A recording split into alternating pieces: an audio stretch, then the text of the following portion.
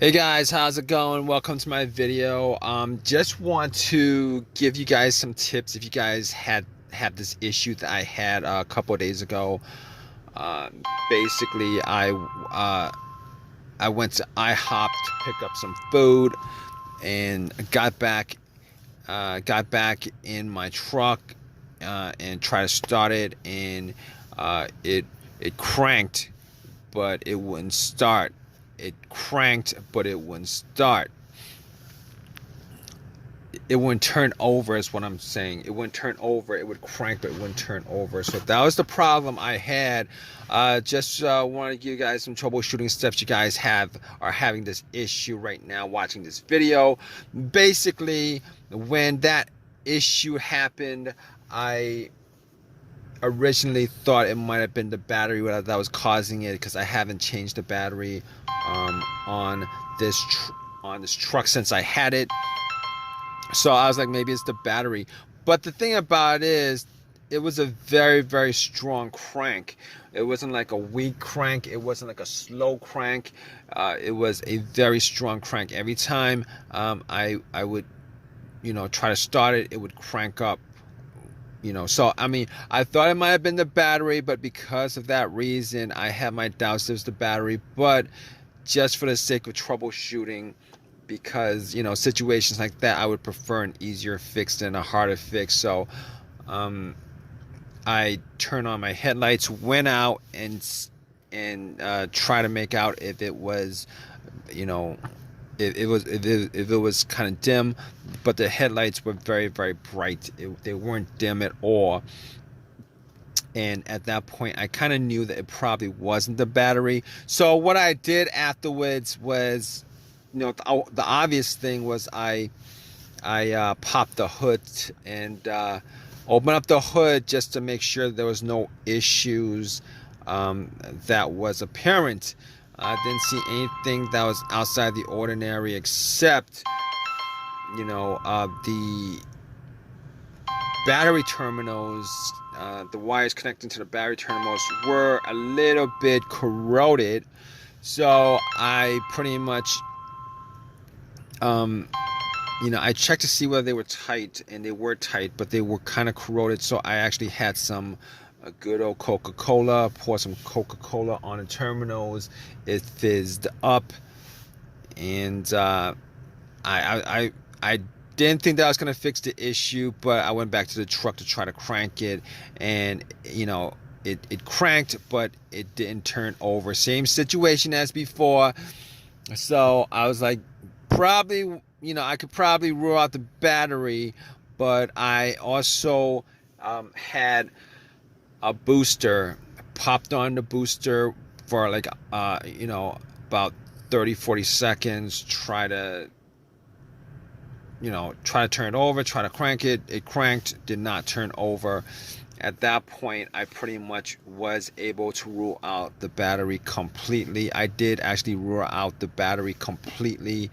The terminals were clean enough, and because I had a booster pack on, I knew there was no issues with connection issues, connectivity issues, stuff like that, because of the terminals being a little bit corroded. So at that point, I could rule out the battery, and I could also rule out the alternator. But the alternator wasn't part of this whole troubleshooting thing to begin with, because if the alternator was bad, I wouldn't have been able to crank it at all. And because if that situation had happened, I would have had cables on the battery, and it would have cranked up and would have died out as soon as I took the cables off. So definitely sure that it was not the alternator or the battery. And I also made sure to check out the negative ground wire cable from the battery, to make sure that there was no issues as far as it being loose or being corroded, or the wire being frayed. Sometimes that could cause this issue where it would crank, but it wouldn't turn over. However, in most of these situations where the crown wire is the issue for a no crank, no start, normally there would be like a slow crank, but this is every time I would crank the truck up, it would be a very, very strong crank. So I could rule out the negative line, I could rule out the battery, I could rule out the alternator, but the alternator I didn't have to worry about to begin with. Okay, so basically on top, so I got back into the truck and I thought about, okay, there's no check engine light, right? There's no check engine light, didn't have a check engine light at all. Haven't had a check engine light on this truck for a long while.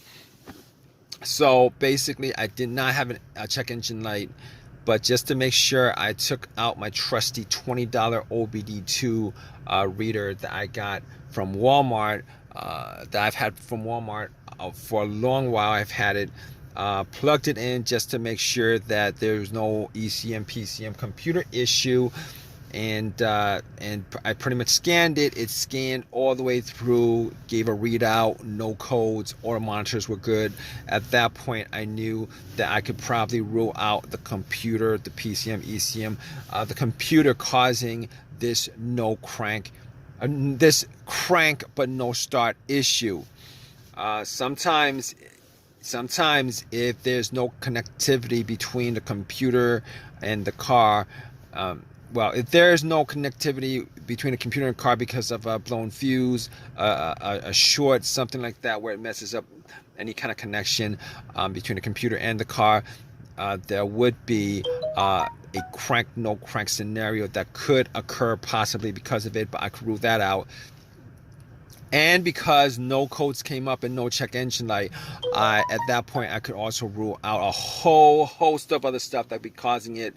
I could rule out everything that has a sensor connected to it, which is the mass airflow sensor. The mass airflow sensor could be causing this issue, but since I had no check engine light, it didn't come up as a code. I could rule that out. Camshaft, could rule that out. Crankshaft position sensor, I could rule that out.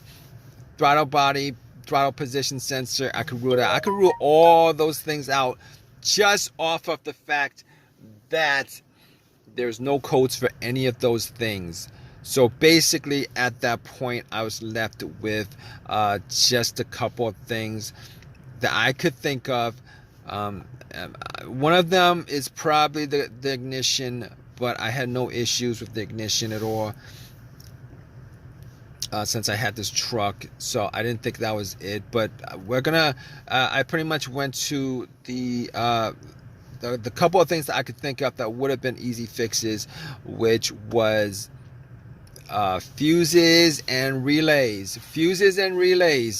So basically I pretty much opened up the pulled out the cover for the fuse box and checked to see whether there was any blown fuse, any kind of smell of a burnt smell, whatever. Brownish looking fuses from the top, and I wasn't able to see any of it. All right, anything that was blown, anything that was out of the ordinary. So basically from the parking lot, I could not actually tell whether there was a blown fuse or not. However, there is a good chance that a relay may have been the problem. And the one thing that pretty much I thought could have been the issue was the fuel pump. Now let me give you guys tell you guys what I did as far as trying to determine whether it was the fuel pump or whether it was the fuel pump relay. All right, so basically I was in my car and I was trying to see if I could hear the fuel pump priming. Normally the fuel pump primes just before the car turns over and starts. It coincides with the crank and everything to, air, fuel, spark. Those are the things that causes the engine to work. And obviously the system, the fuel pump sends gas before the spark happens or simultaneously. But anyway, if you guys don't know how to do this, what you guys want to do is normally it would be, you know, you'd have two people. One person would be, you know, listening, have the gas cap off and listen from where the gas cap is off, where you would pour gas. But one person would be listening, and then the other person would be trying to put the car into the ignition into the on position, just to hear whether there was a whizzing sound, just to see whether there was like a whizzing sound or a motoring sound, the fuel pump pretty much priming, sending fuel to the engine. Now, I was the only person, you know, I was the only one person there picking up food, so it was just one person. So I was like in my car, and I was pressing it, trying to get to the. I tried to listen as intently as possible. Intently as possible. I don't know if that's the correct word for it, but I pressed it to on position, sitting in my car, trying to see whether I could hear some kind of whizzing, motoring, kind of motor going off kind of sound, because sometimes it's loud enough where you can actually hear it. I turned everything off, tried to listen to it. I could not hear a thing, but I could not tell 100% whether, you know, it's just not audible enough for me to hear it. So what I did was, I went out, and if you guys are in this situation, you guys can't really hear it. Okay, so I tried to find the relay for the fuel pump, and I swapped it out with another relay, a similar relay with the same numbers. It's the same relay, but it's a different relay. It's a different relay. I found, I don't know what component of the truck that relay worked for, but I actually swapped out the relay and tried to start it. It would still crank, but would not turn over. At that point, I really thought it was probably either the fuel filter or the fuel pump itself, and was not able to fix the issue at the parking lot. Had myself a couple of sandwiches, called AAA.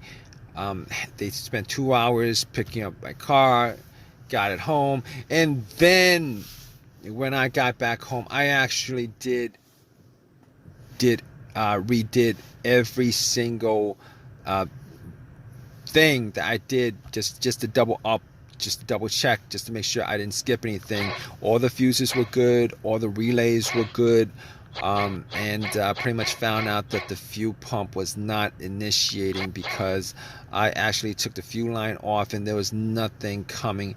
I basically took the fuel line off, wrapped a Ziploc bag and a rubber band around the hose, and put it on position just to prime it. Normally, if the fuel pump was working, if there's nothing obstructing it, there would be some fuel in the bag.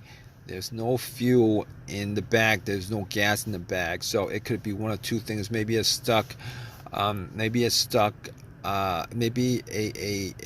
blocked fuel filter, but that wasn't the case because I actually took it off from the. That wasn't the case. That wasn't the case. It was actually the fuel pump that was the issue. It was the fuel pump that was the issue. The fuel pump turned out to be the issue because I had to get to it, and since there was nothing coming out, 100% that it was the fuel pump that was the issue. So I went to AutoZone, took out the fuel pump, went to AutoZone, put in the fuel pump, and it works fine. The truck works fine without any issues at all. It works fine without any problems.